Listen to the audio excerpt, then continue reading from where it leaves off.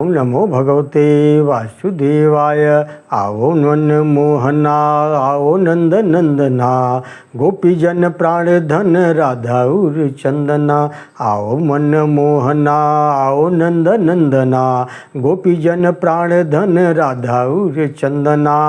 कैसे तुम गणिका के अवगुण निवारे नाथ, कैसे तुम भिलनी के जूठी बेर खावना। आओ मन मोहना आओ नंद नंदना, गोपी जन प्राण धन राधा उर चंदना। कैसे तुम द्वारिका में द्रौपदी की टेर सुनी, कैसे तुम गज काज नंगे पाँव धावना। आओ नंद मन मोहना आओ नंद नंदना, गोपी जन प्राण जन राधा उर चंदना।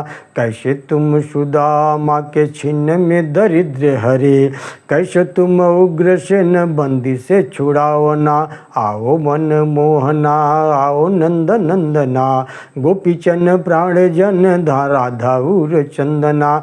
कैसे तुम भारत में भीष्म को प्राण रख्यो, कैसे तुम वासुदेव के बंधन छुड़ावना। आओ मन मोहना आओ नंद नंदना, गोपी जन प्राण धन राधा उर चंदना। करुणा निधान श्याम मेरी बेर मुंदे कान, शरण शरण श्याम सुर मन भावना। करुणा निधान श्याम मेरी बेर मुंदे कान, असरण शरण श्याम सुर मन भावना। आओ मन मोहना आओ नंद नंदना, गोपी जन प्राण धन राधा उर चंदना। आओ मन मोहना आओ नंद नंदना, गोपी जन प्राण धन राधा उर चंदना। आओ मन मोहना आओ नंद नंदना, गोपी जन प्राण धन राधा उर चंदना। ओम नमो भगवते वासुदेवाय। सज्जनों, आप देख रहे हैं हमारे अनंत पत्र न्यूज चैनल पर श्री ब्रह्म महापुराण की कथा। अब आज के कथा का प्रसंग है वर्ण और आश्रमों के धर्म की निरूपण की बहुत सुंदर कथा है। सीधा चलते हैं कथा की तरफ। मुनियों ने कहा, हे ब्राह्मण, अब हम वर्ण धर्म और आश्रम धर्म का वर्णन सुनना चाहते हैं। व्यास जी बोले, हे द्विजवरों, अब मैं ब्राह्मण क्षत्रिय वैश्य चतुर्थ वर्ण इन चारों वर्णों के धर्म का वर्णन करूंगा। ब्राह्मणों को सदा दान दया तपस्या देव यज्ञ स्वाध्याय में तत्पर रहना चाहिए। तर्पण अग्निहोत्र प्रतिदिन कार्य होना चाहिए। जीविका के लिए यज्ञ कराए तथा उन्हें पढ़ाए। सब लोगों का हित साधन करना, किसी का अहित न होने देना, यह ब्राह्मण का परम कर्तव्य है। समस्त प्राणियों के प्रति मैत्री का होना, यह ब्राह्मण के लिए सबसे उत्तम धन है। सर्वलोकहितं कुर्यान्नाहितं कस्यचित् द्विजः, मैत्रीस्तमस्तस्तेषु ब्राह्मणोऽस्योत्तमं धर्मम्। केवल क्षत्रिय भी अपने इच्छानुसार ब्राह्मणों को दान दे, यज्ञों द्वारा भगवान का यजन करे, दान दे और स्वाध्याय में संलग्न रहे। शस्त्र चलाकर जीवन निर्वहन करना, पृथ्वी का पालन करना क्षत्रिय की मुख्य जीविकाएं हैं। उनमें भी पृथ्वी की रक्षा उसके लिए मुख्य आजीविका है। पृथ्वी का पालन करने से ही राजा कृतार्थ होता है, क्योंकि उसी से उनके यज्ञ आदि कर्मों की रक्षा होती है। जो राजा दुष्ट पुरुषों का दमन, साधु पुरुषों का पालन करके सभी वर्णों को अपने अपने धर्म में स्थापित करता है, वह मनोवांछित लोकों को प्राप्त होता है। ब्रह्मा जी ने वैश्यों के लिए पशुओं का पालन, व्यापार, खेती ये 3 आजीविकाएं प्रदान की हैं। वेदों का अध्ययन, यज्ञ, दान, धर्म, नित्य नैमित्तिक आदि अनुष्ठान वैश्य के लिए उत्तम है। द्विजातियों की सेवा कार्य अर्थोपार्जन करके अपना जीवन निर्वहन करे अथवा खरीद बिक्री शिल्प कर्म के द्वारा धन पैदा करके उससे जीविका चलाए। चतुर्थ वर्ण भी दान दे, मंत्रहीन यज्ञों द्वारा यजन करे, श्राद्ध आदि सब कार्य कर सकता है। भृत्य आदि भरण पोषण करने के लिए सबके लिए संग्रह आवश्यक है।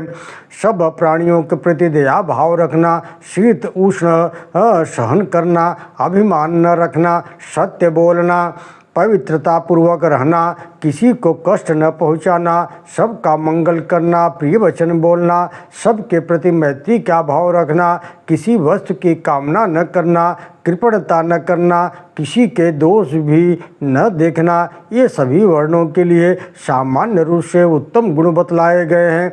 चारों धर्मों के लिए ये सामान्य गुण है। आपत्ति काल में सबके लिए क्षत्रिय का कर्म क्षत्रिय के लिए, वैश्य का कर्म वैश्य के लिए, क्षत्रिय दोनों के लिए चतुर्थ वर्ण कर्म कर्तव्य बताया गया है। सामर्थ्य रहते हुए इन सबको कर्म करना चाहिए, परंतु आपत्ति काल में वही कर्म हो जाता है। आपत्ति न होने पर कर्म संकर कदापि न करे। ब्राह्मणों, इस प्रकार मैंने वर्ण धर्म का वर्णन किया है। ओम नमो भगवते वासुदेवाय। अब आश्रम धर्म का भली भांत वर्णन करता हूँ, उसे सुनो।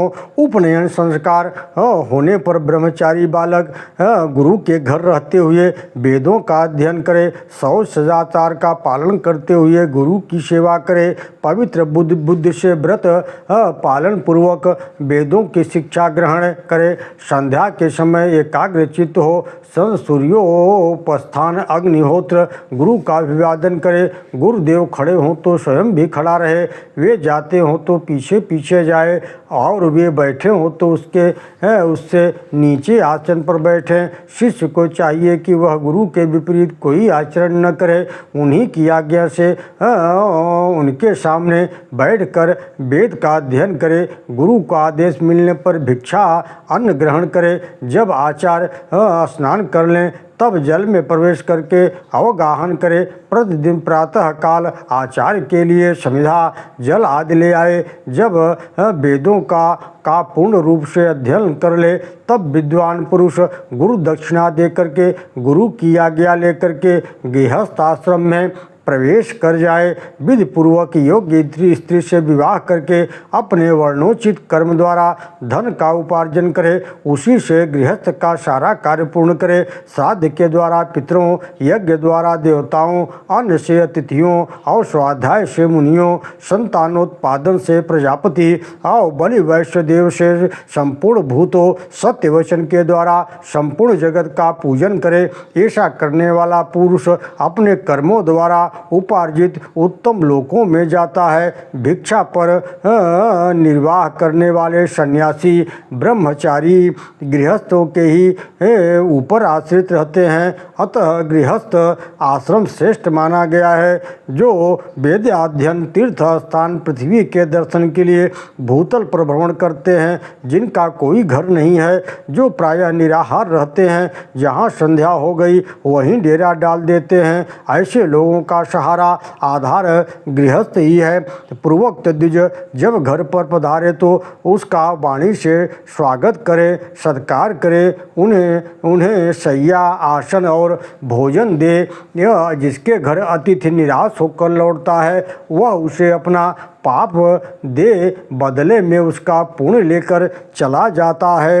अतितीर्थस्य मध्यांशो गृह्यात् प्रति निवर्तते तद्दत्त्वा दुष्कृतं तस्मै पुण्यमादाय गच्छति। वह पुण्य लेकर चला जाता है। गृहस्थ पुरुष दूसरों के प्रति अवहेलना, अपने में अहंकार, दंभ, परिनिंदा, दूसरों पर चोट करने की प्रवृत्ति, कटु वचन बोलने का स्वभाव तो होना अच्छा नहीं माना गया है। जो गृहस्थ इस प्रकार उत्तम विधि का पालन करता है वह सब प्रकार के बंधनों से मुक्त हो उत्तम लोक में जाता है। गृहस्थ पुरुष बुढ़ापा आने पर सब भार पुत्रों को सौंप दे और स्वयं तपस्या के लिए वन में चला जाए और स्त्री को भी साथ ही लेता जाए। वहाँ पत्तियाँ, मूल, फल आदि का आहार करते हुए पृथ्वी पर शयन करे। वानप्रस्थ मुनि के लिए सब लोग अतिथि हैं। वह मृगचर्म कुश आदि की कौपिन चादर धारण करे, उसके लिए तीनों समय स्नान करना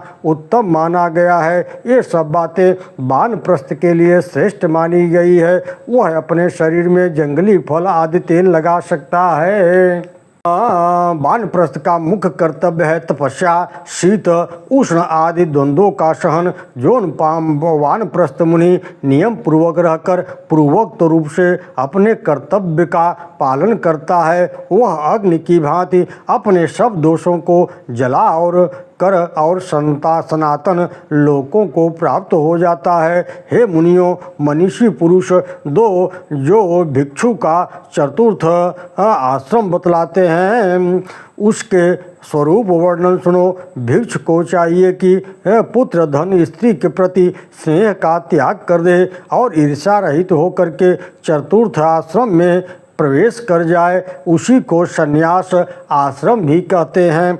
सन्यासी को समस्त त्रैवर्णिक कर्मों के आरंभ का त्याग करना चाहिए। वह मित्र और शत्रु में समान भाव रखे, सब प्राणियों में मित्र बना रहे। जरायु, अंडज आदि किसी भी प्राणी के मन में मन, वाणी और क्रिया द्वारा कभी द्रोह न करे। वह सब प्रकार की आसक्तियों का त्याग कर दे। गांव में 1 रात, नगर में 5 रात से अधिक न रहे। पशु पक्षी आदि के प्रति न तो उसका राग हो और न द्वेष ही रहे। जीवन निर्वाह के लिए वह उच्च वर्ण वाले मनुष्यों के घर पर ही भिक्षा के लिए जाए, वह भी ऐसे समय जब रसोई की आग बुझ गई हो, घर के सब लोग खा चुके हों। भिक्षा न मिलने पर खेद, मिलने पर हर्ष न माने।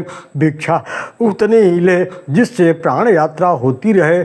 विषय आसक्ति से वह निरंतर दूर रहे। अधिक आदर सत्कार की प्राप्ति को घृणा की दृष्टि से देखे, क्योंकि अधिक आदर सत्कार मिलने पर सन्यासी अन्य बंधनों से मुक्त होने पर भी बंध जाता है। काम, क्रोध, दर्प, लोभ, मोह आदि जितने दोष हैं, उन सब का त्याग करके सन्यासी ममता रहित हो सर्वत्र विचरता रहे।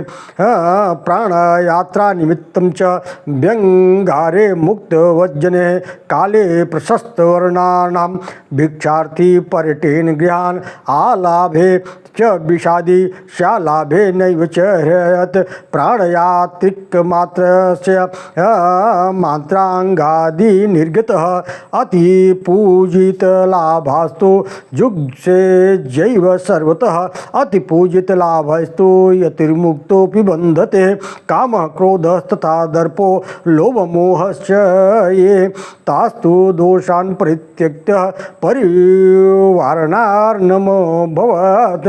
जो संपूर्ण प्राणियों को अक्षय दान देकर पृथ्वी पर विचरता रहता है, उस देहाभिमान मुक्त यति को कहीं भय नहीं होता। जो ब्राह्मण अग्निहोत्र के द्वारा भगवान द्वारा शरीर में स्थापित करके अपने मुख में भिक्षा प्राप्त अन्न रूपी हवस डालकर शरीरस्थ अग्नि को आहुति देता है, वह उस संचित अग्नि के द्वारा उत्तम लोकों में जाता है। जो दिव्य पवित्र संयत बुद्धि से युक्त हो, शास्त्रोक्त विधि से मोक्षाश्रम का पालन करता है, वह बिना ईंधन की प्रज्वलित अग्नि के सदृश शांत तेजोमय ब्रह्मलोक में प्रस्थान करता है। ओम नमो भगवते वासुदेवाय।